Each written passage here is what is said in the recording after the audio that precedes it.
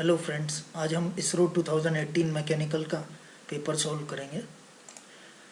तो इसरो 2018 का पहला क्वेश्चन, ये सेट ए का पेपर है। पहला क्वेश्चन था the pressure P of a gas in terms of its mean kinetic energy per unit volume E is equal to. तो इसमें मीन काइनेटिक एनर्जी क्या होती है according to kinetic theory of gases. Mean kinetic energy, इसको translational kinetic energy भी कहते हैं, ये होती है 3/2 RT of 1 mole of gas. n को 1 ले लिया, इसको लिख सकते हैं 3/2 PV। ठीक है, यहाँ से P क्या आ जाएगा 2E/3 3V पर यूनिट वॉल्यूम, मतलब वॉल्यूम 1 ले लिया, तो ये आ जाएगा अपना 2E/3। नेक्स्ट है work done in free expansion process. Free expansion process में क्या होता है, हीट ट्रांसफ़र भी ज़ीरो होता है, चेंज इन इंटरनल एनर्जी भी ज़ीरो होती है, और वर्क डन भी ज़ीरो होता है।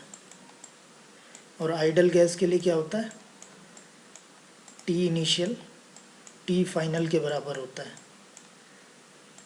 या फिर इसको क्या लिख सकते हैं, P initial V initial is equal to P final V final.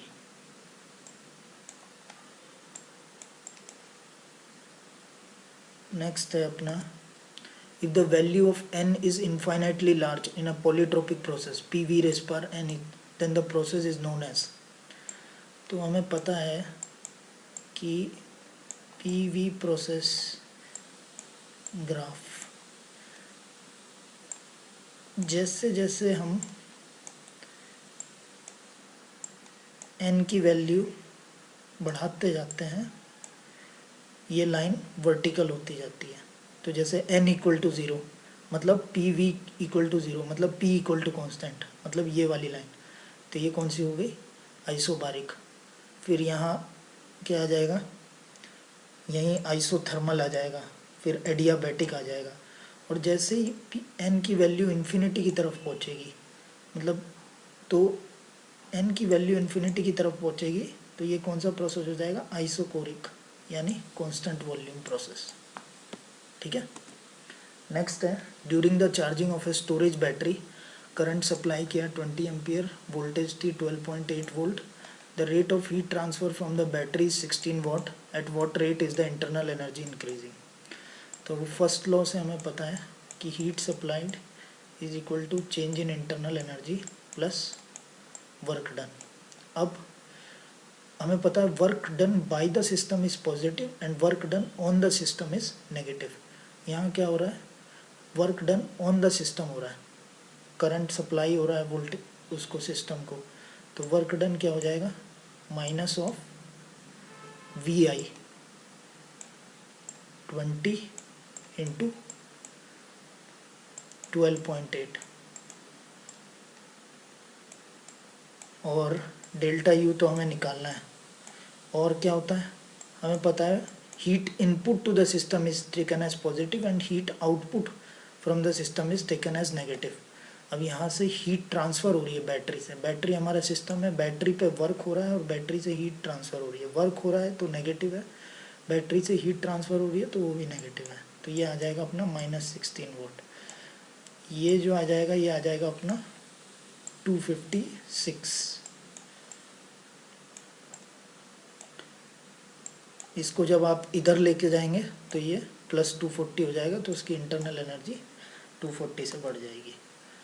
Compression ratio of diesel engine, diesel engine का कंप्रेशन रेशो 15:20 होता है। ये हाई कंप्रेशन रेशो इंजन होते हैं डीजल इंजन, और पेट्रोल इंजन का कंप्रेशन रेशो होता है 8:10। पेट्रोल इंजन का डीजल इंजन से कम क्यों होता है, क्योंकि at high compression ratio petrol engine में नॉकिंग की प्रॉब्लम हो जाती है। सो डीजल इंजन का हमारा है 15:20। Next is 1 kilogram of carbon monoxide requires how much quantity of oxygen to produce carbon dioxide gas.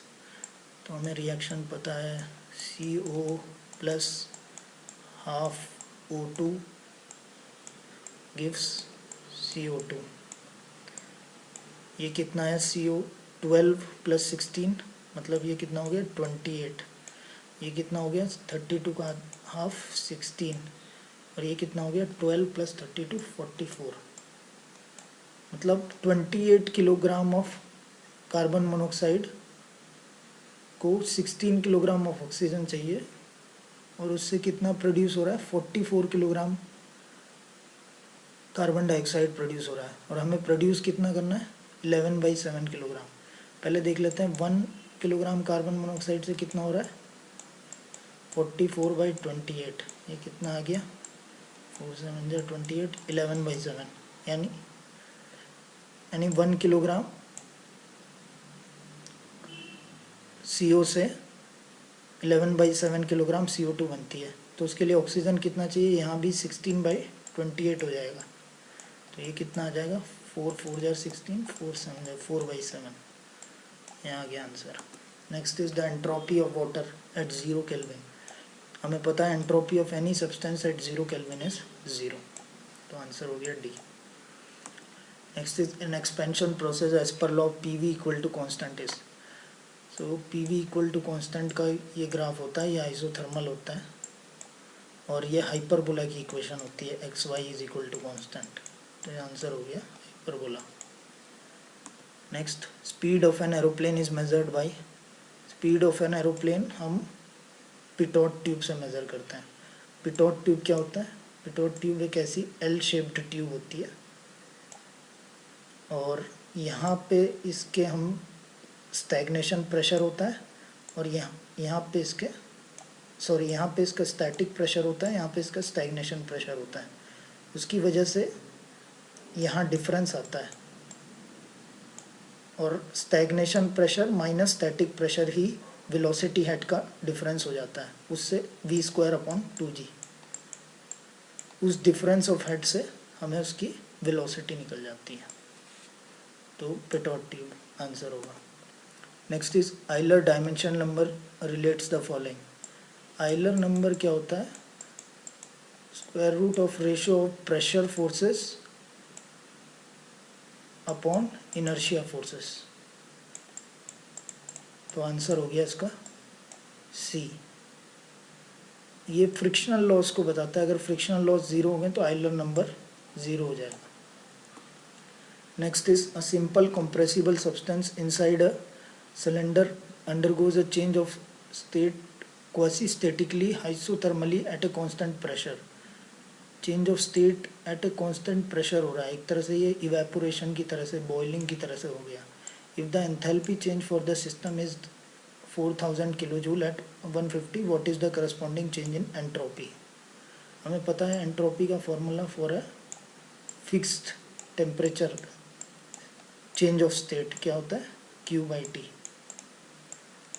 तो एंथैल्पी चेंज यहाँ पे कितना हो रहा है 4000, और टेम्परेचर हमें लेते हैं इसमें केल्विन में, तो ये कितना हो जाएगा 273 + 150, यानी ये आ जाएगा अपना 423।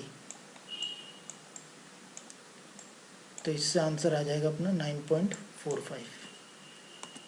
Next is the velocity of sound in a gaseous medium at a temperature of 400 Kelvin is 400 metre per second. If the temperature of the medium is increased to 600 Kelvin, the velocity of the sound। हमें पता है velocity of sound क्या होती है, √of gamma RT। तो medium same है, सब कुछ सेम है, गामा R सेम है। वेलोसिटी को, तो वेलोसिटी का रेशो √of टेम्परेचर का रेशो हो जाएगा। वेलोसिटी को 600 कर दिया कितने से 400 से, तो टेम्परेचर कितना हो जाएगा, टेम्परेचर पहले था अपना 400, अब क्या हो जाएगा, यहाँ से अपना वेलोसिटी 400 है,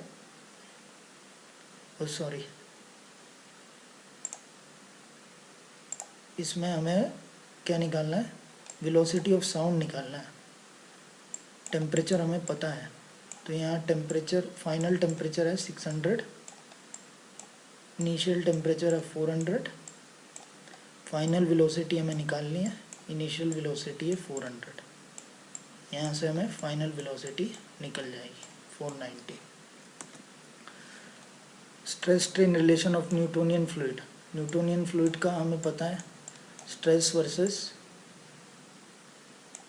du by dy, rate of change of shear strain linear आता है, तो ये आंसर क्या हो जाएगा इसका, लीनियर हो जाएगा। Next is speed of sound in water is equal to, speed of sound का फॉर्मूला होता है v is equal to square root of k by rho, तो आंसर हो जाएगा k क्या होता है बल्क मॉडुलस, रो होता है डेंसिटी ऑफ द मीडियम, यहाँ इस केस में वाटर है। Next is for an irrotational flow, इस इक्वेशन को हम लैप्लास इक्वेशन कहते हैं। अगर ये 3 डायमेंशन में है तो यहाँ पे एक और आता है del 2 phi by del z square और आ जाएगा, अगर ये 3 डायमेंशन में है तो लैप्लास हो जाएगा इसका answer. In a centrifugal pump casing the flow of water leaving the impeller is,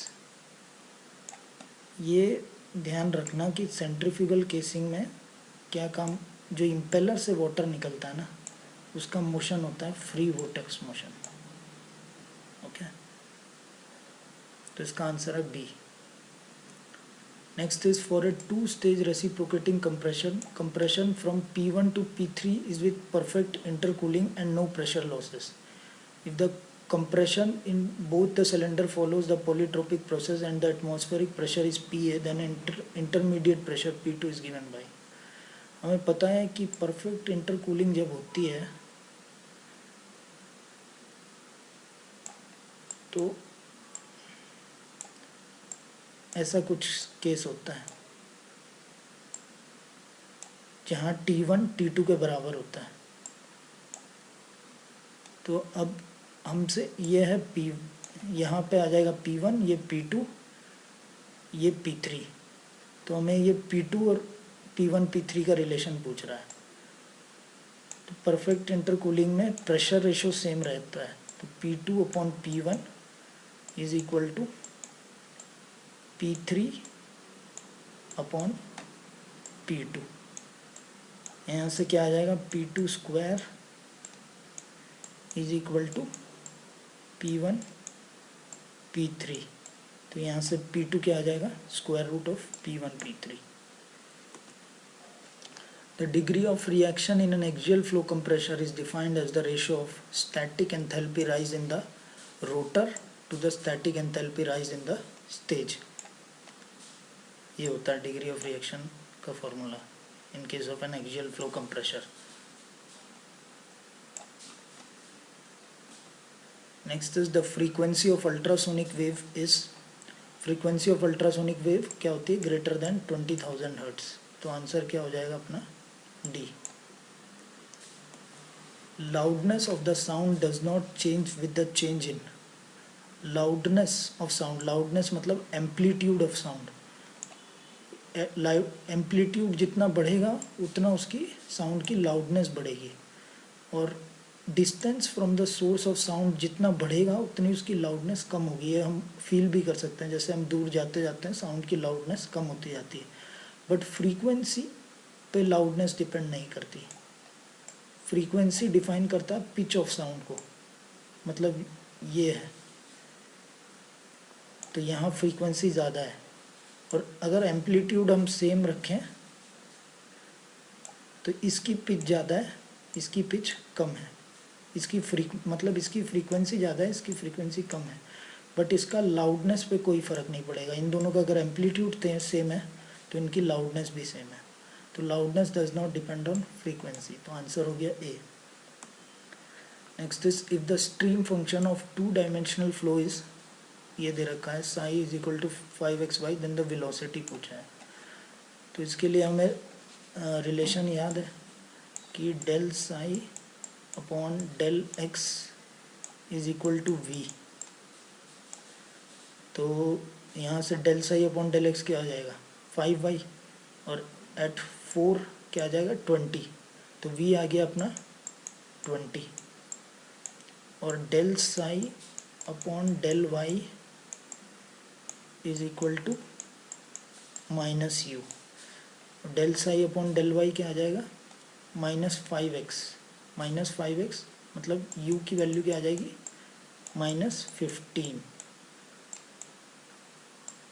सो ये आ गया x कोऑर्डिनेट और y कोऑर्डिनेट ऑफ वेलोसिटीज। तो वेलोसिटी, नेट वेलोसिटी क्या हो जाएगी, resultant V R square root of U square plus V square, यानी square root of 15 square plus 20 square, ये आ जाएगा 400 प्लस 225 स्क्वायर रूट ऑफ 625 जो कि होता है 25। तो आंसर अपना हो गया 25।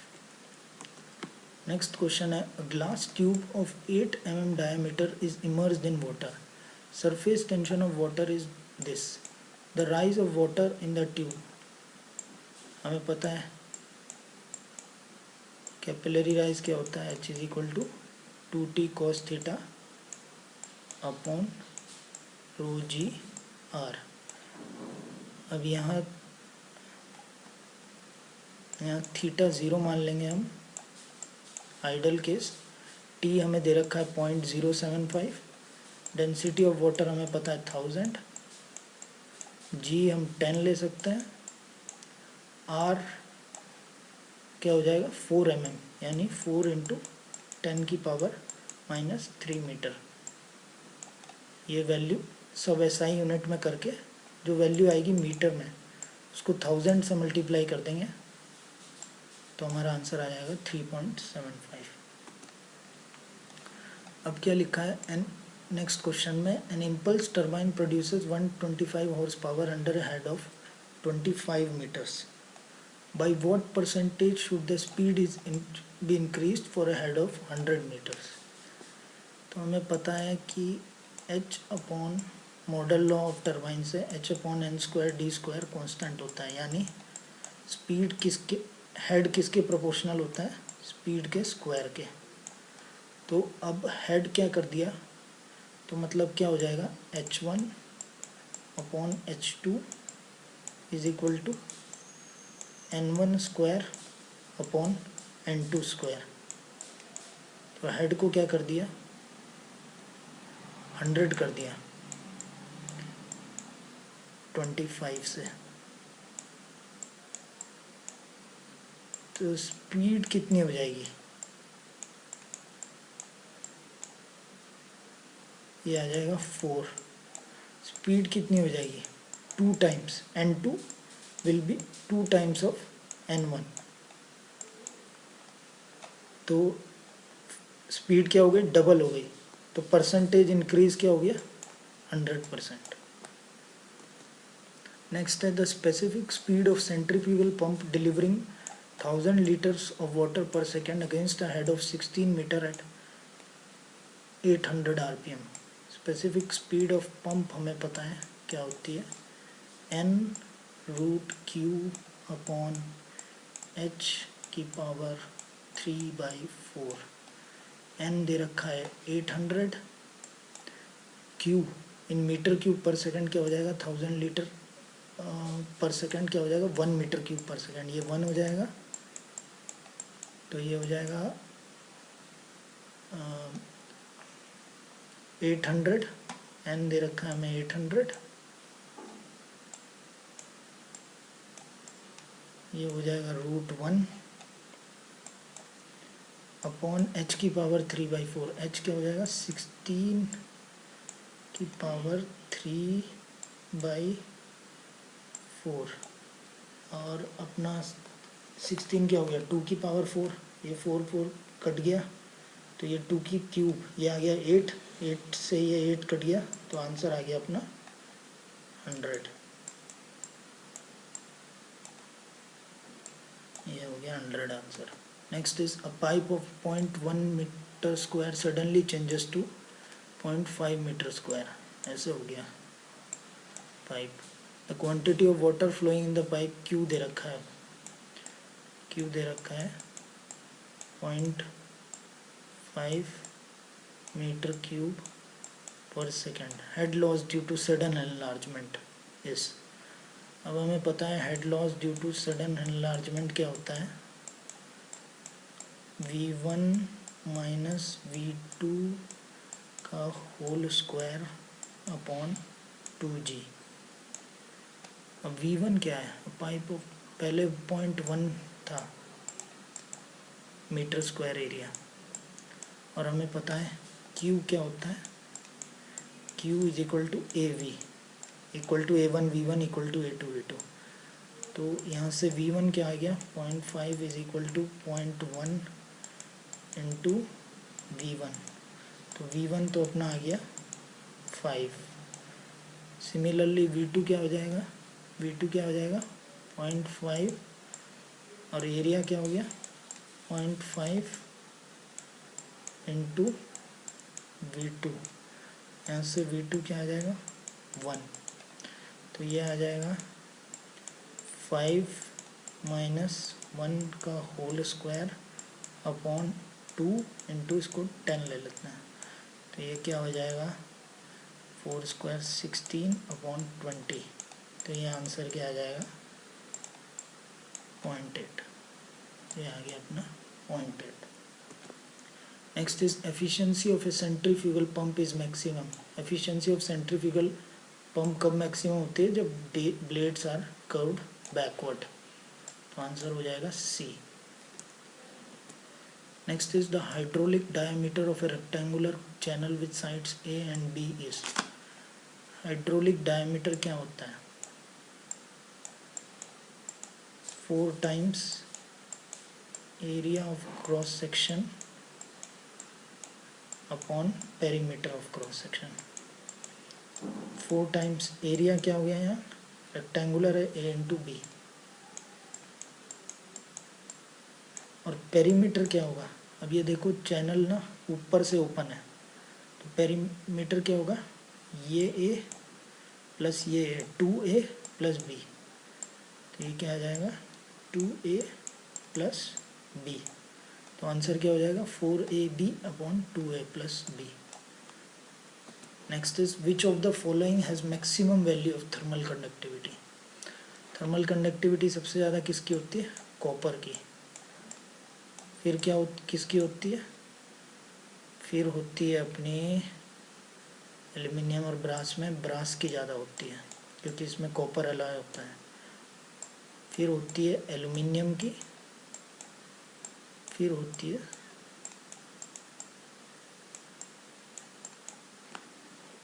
स्टील की।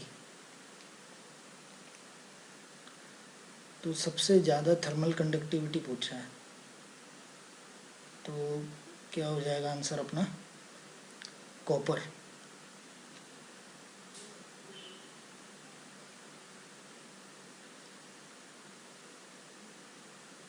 ठीक है, नेक्स्ट अपना क्या होता है, the value of Biot number is very small when. अब बायोट नंबर क्या होता है, बायोट नंबर होता है HS अपॉन K सॉलिड, हमें फॉर्मूला पता है, या फिर इसको लिख सकते हैं S अपॉन KS,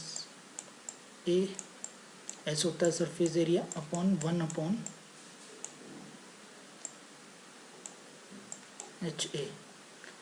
ये रेशो किसका होता है, conduction resistance to the convection resistance. अब बायोट नंबर बहुत कम है तो कंडक्शन रेजिस्टेंस बहुत कम है, मतलब तो आंसर क्या हो जाएगा, the Biot number is very small when conduction resistance with in the body is negligible. Next is steam pipe is to be insulated by 2 insulating materials put over each other for best results। Best result के लिए क्या करना चाहिए, मान लो ये pipe है, इसके अंदर से कुछ हॉट फ्लूइड पास हो रही है, इसके ऊपर हम 2 इंसुलेशन लगा रहे हैं, एक ये और एक ये, तो जो बेटर इंसुलेशन होता है जिसकी मतलब के वैल्यू कम है उसको इनसाइड लगाना चाहिए, और जो कम बेटर वाला है उसको आउटसाइड लगाना चाहिए। इसको हम कैलकुलेट करके भी देख सकते हैं, 2 केस ले सकते हैं, ये मान लो के है 1 और ये के है 10, और दूसरा केस क्या ले सकते हैं, जब ये के 10 हो जाएगा और ये 1 हो जाएगा। तो हम देखेंगे कि जो यहाँ वाला फर्स्ट केस है, जब बेटर इंसुलेशन को इनसाइड लगाया तो हीट ट्रांसफ़र क्यों कम आएगा। तो हमेशा बेटर इंसुलेशन पास में लगाना चाहिए जहाँ से फ्लो हो रहा है।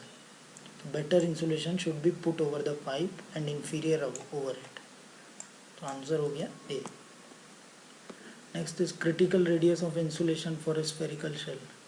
फॉर स्फेरिकल शेल हमें पता है क्रिटिकल रेडियस ऑफ इंसुलेशन क्या होता है, 2k insulation upon h। For cylinder क्या होता है, k इंसुलेशन अपॉन h। तो क्या हो जाएगा, 2 thermal conductivity upon heat transfer.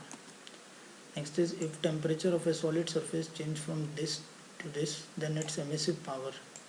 हमें पता है एमिसिव पावर टेम्परेचर के 4 टाइम्स के प्रोपोर्शनल है। तो एमिसिव तो सिग्मा 2 अपॉन सिग्मा 1। टेम्परेचर क्या हो गया, 81 प्लस 273 कितना हो गया, 354 की पावर 4 अपॉन 273 प्लस 27 300 की पावर 4। तो यहाँ से एमिसिव पावर कितने टाइम्स आ जाएगी, 1.94 times answer. Next is the heat removal rate from a refrigerator spaces 7.2 दे रखा है, पावर इनपुट ये दे रखा है, COP एक पूछा है। तो COP ऑफ रेफ्रिजरेटर, COP हमें पता है क्या होता है, desired effect upon work input. अब डिजायर्ड इफेक्ट क्या है, हीट रिमूवल, और वो कितना है 7.2, और वर्क इनपुट कितना हो रहा है, पावर इनपुट 1.8। तो यहाँ से COP ऑफ रेफ्रिजरेटर क्या आ जाएगा, 4। Next is for a fluid having Prandtl number equal to unity the relation between hydrodynamic boundary layer thickness and thermal boundary layer thickness. Prandtl number क्या होता है, ratio of kinematic viscosity to thermal diffusivity. अगर ये 1 है, unity मतलब 1 है, तो दोनों थर्मल हाइड्रोडायनेमिक बाउंड्री लेयर और थर्मल बाउंड्री लेयर इक्वल होगी।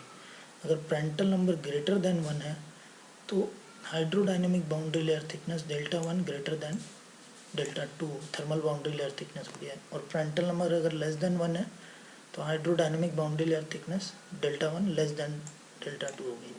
तो इस केस में अगर यूनिटी है तो Δ1 Δ2 के बराबर होगा। Next is life of a ball bearing at load of 10 kilo newton is 24,000 hours. If the load is increase to 20 kilo newton its life will be. तो हमें पता है life of ball bearing L90 क्या होता है, C/P equivalent का cube, P होता है अपना load, equivalent load XVPR plus YP है। अब लोड है 10 तो लाइफ है 24,000। अब लोड को डबल कर दिया मतलब 20 कर दिया, और यहाँ पावर में क्यूब है, तो अपना लाइफ कितनी हो जाएगी 1/8 टाइम्स। नहीं तो आप रेशियो से कैलकुलेट करके भी देख सकते हो, 1/8 टाइम्स यानी 24/8 यानी 3000 आवर्स। नेक्स्ट क्वेश्चन है अपना, the main objective of shot peening is to improve. Shot peening क्या होता है, जब बॉल्स फेंक के सरफेस पे मारते हैं, short pinning improves the fatigue strength of the metal parts. Okay, a hole is of dimension this and the corresponding shaft is of dimension this. When they are assembled they will form a. अब whole की length very कर रही है 60 से 60.015 तक, और shaft 60.001 से 60.011 तक।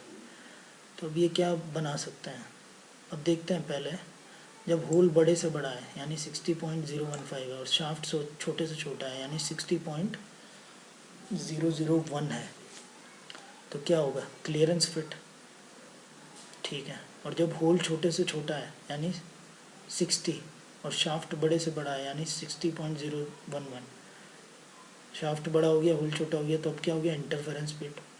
तो यानी ये वेरी कर रहा है इनका फिट कंडीशन क्लियरेंस से लेकर इंटरफेरेंस तक। तो ये कैसा फिट हो गया, transition fit. Next is which of the following carbon steel is most weldable. अब क्या कार्बन एडिशन का इफेक्ट क्या होता है स्टील पे कि वो स्टील को ब्रिटल बना देता है, और ब्रिटलनेस की वजह से, क्योंकि हार्ड हो जाता है मटेरियल, और ब्रिटलनेस की वजह से उसकी वेल्डेबिलिटी कम हो जाती है क्योंकि क्रैक आने लगता है।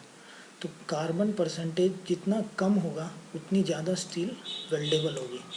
तो इसमें which of the following is the most weldable कौन सी होगी, जिसमें सबसे कम कार्बन परसेंटेज यानी 0.15। Next is a small percentage of boron is added to steel. ये ध्यान रखना कि बोरॉन स्टील में ऐड करने से उसकी हार्डनेबिलिटी बढ़ती है, ठीक है। Boron increases the hardenability of steel. Next question, a material that exhibits the same elastic property in all direction. कौन सा मटेरियल होता है वो, उसे क्या कहते हैं, isotropic material, same elastic properties in all directions. Next is number of atoms per unit cell of an FCC lattice. FCC में हमें पता है नंबर ऑफ एटम्स क्या होते हैं, 1/6 इंटू 6 फेसेस पे हाफ, 1/2 मतलब एक फेस पे आधा एटम रहता है, और प्लस 1/8 कॉर्नर वाले इंटू 8, तो ये क्या आ जाएगा 3 + 1, ये आ जाएगा 4। नंबर ऑफ एटम्स 4 आ गया। सिमिलरली आप देख सकते हो बीसीसी में क्या हो जाएगा, एक बॉडी सेंटर पे और 1/8 इंटू 8 कॉर्नर पे, तो वो हो जाएगा 2, ठीक है। Next is the impact strength of material is an index of. Impact strength of a material toughness पे डिपेंड करती है। जितना ज़्यादा मटेरियल टफ होगा उतना ज़्यादा वो इम्पैक्ट झेल सकता है। Next is which of the following order of crystalline structure will match with metals iron nickel titanium in that order at room temperature। अब देखो आयरन क्या, रूम टेम्परेचर बोल रहा है, रूम टेम्परेचर पे आयरन जो है ना बीसीसी में एग्जिस्ट करता है, तो ये ऑप्शन हट गया, ये ऑप्शन हट गया। अब निकल जो है ना डक्टाइल होता है, और निकल का क्रिस्टल स्ट्रक्चर एफसीसी होता है, और टाइटेनियम का एचसीपी होता है, तो आंसर होगा डी। इसमें मेरी सलाह होगी कि आप एक बार रिमेंबर कर लें कि एफसीसी कौन से होते हैं, इनकी प्रॉपर्टीज़ होती हैं, ये डक्टाइल होते हैं, बीसीसी की क्या प्रॉपर्टी होती है, उसके अंदर आप मेटल्स याद कर लें तो आपको बहुत काम आएगा। Next is in a machining operation cutting speed is reduce by 50%, assuming n is this, C is this, the increase in tool life. ये दे रखा है कटिंग स्पीड VT/N, एन दे रखा है 0.5। अब कटिंग स्पीड क्या हो गई, रिड्यूस बाई 50, हाफ हो गई मतलब, तो टूल लाइफ क्या होगी, तो टूल लाइफ मान लिया T', तो यहाँ से क्या आ गया, square root of T' is equal to 2 square root of T, इसको स्क्वायर कर दिया तो T' is equal to 4 times T, तो इंक्रीज इन टूल लाइफ क्या होगी 4 टाइम्स, आंसर हो गया B. Next is in a linear arc welding process, the heat input per unit length is inversely proportional to। heat input, जैसे जैसे welding current बढ़ेगा तो heat input बढ़ जाएगा, तो इन्वर्सली प्रोपोर्शनल नहीं हुआ, डायरेक्टली प्रोपोर्शनल होगा। वेल्डिंग वोल्टेज बढ़ेगी तो भी हीट इनपुट बढ़ जाएगा क्योंकि पावर भी बढ़ जाएगी। अब वेल्डिंग स्पीड बढ़ेगी तो heat input per unit length क्या होगा, कम हो जाएगा, क्योंकि उसको इतना टाइम ही नहीं मिलेगा एक जगह पे कि उसको इतना हीट इनपुट मिल सके, उससे पहले ही वो आगे बढ़ चुका होगा, तो inversely proportional to welding speed. Duty cycle एक अलग ही चीज़ है कि आप 5 मिनट के वेल्डिंग साइकिल में कितने मिनट अपने पावर सोर्स को यूज़ कर सकते हो, उसको आप ड्यूटी साइकिल कहते हो। इसका आंसर है B. Next is the welding process which uses a blanket of fusible granular flux is, तो होता है submerged arc welding। इसमें इसके ऊपर ग्रैनुलर फ्लक्स डाला जाता है कवर करने के लिए, एटमॉस्फेयर से शील्डिंग करने के लिए, और उसमें और भी बहुत प्रॉपर्टीज होती हैं, तो आंसर हो गया A. Next is in sheet metal दे रखा है 3 mm थिकनेस है, होल ऑफ 7 mm डाया उसमें पंच करना है, ठीक है। एक ऐसा कोई शीट मेटल है, ये थिकनेस है उसकी 3 mm और इसमें 7 mm